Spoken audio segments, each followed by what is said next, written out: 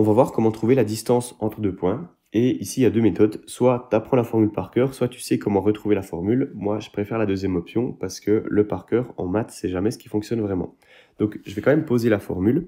La distance entre deux points, ce serait x2 moins x1 au carré plus y2 moins y1 au carré. Et on prend la racine.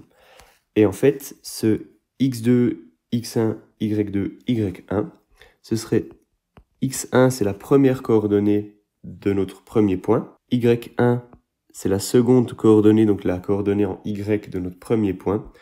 Et de la même manière, x2 et y2. Maintenant, donc ça, c'est la formule, mais en fait, on peut très facilement la retrouver graphiquement.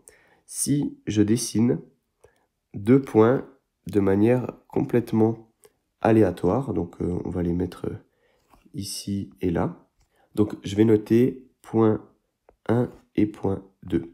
On peut écrire leurs coordonnées sur le graphe. On aurait ici la coordonnée x2, là la coordonnée x1, et ici on a y1 et là y2. Maintenant, ce qu'on cherche à obtenir, c'est la distance entre ces deux points, donc la longueur de ce segment rouge ici. Et ce segment rouge, on peut le calculer en faisant un Pythagore avec ces distances qu'on a là en fait. Et je vais les nommer A, B et C. Et en fait, on va retrouver l'équivalent du théorème de Pythagore avec A carré plus B carré égale C carré. Donc, autrement dit, C égale racine de A carré plus B carré. Maintenant, on va juste garder cette formule avec le C et on va essayer de calculer A et B. Si ici, je veux calculer A, alors je dois faire x2 moins x1. En fait, ça me donnera cette longueur que j'ai ici. Donc, A égale x2 moins x1. Maintenant, si je veux calculer la longueur B, de la même manière, il me suffit de faire y1 moins y2. Donc j'ai que B égale y1 moins y2. Maintenant, on va essayer de remplacer ces valeurs de A et B qu'on a trouvées dans la formule ici de notre distance C qu'on cherche à trouver. Donc si on fait ça, on obtient ce que je vais écrire ici en bleu. On obtient C égale, donc A, on a dit que c'était x2 moins x1, et donc on doit mettre ça au carré. Et B, c'est y1 moins y2, et on met aussi ça au carré, et on doit prendre la racine. Alors on voit que on retombe sur la formule qu'on avait ici, à une petite différence près, c'est qu'ici on avait y2 moins y1, et là on a y1 moins y2. Sauf que tout ça, en fait, on va le mettre au carré. Et si on fait A moins B au carré, ou alors B moins A au carré, on obtient exactement la même chose. Si je fais 4 moins 2 au carré, alors ça me donne 2 au carré et j'obtiens 4.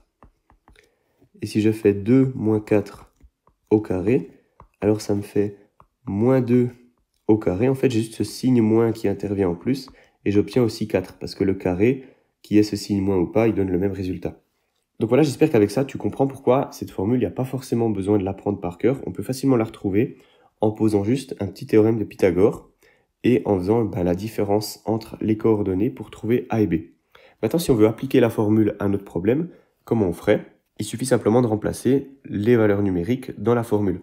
Donc on obtient une distance qui serait de x2 moins x1, donc ça me donne 1 moins 4 au carré, plus y2 moins y1, donc 3 moins 2 au carré, et je dois prendre la racine de tout ça.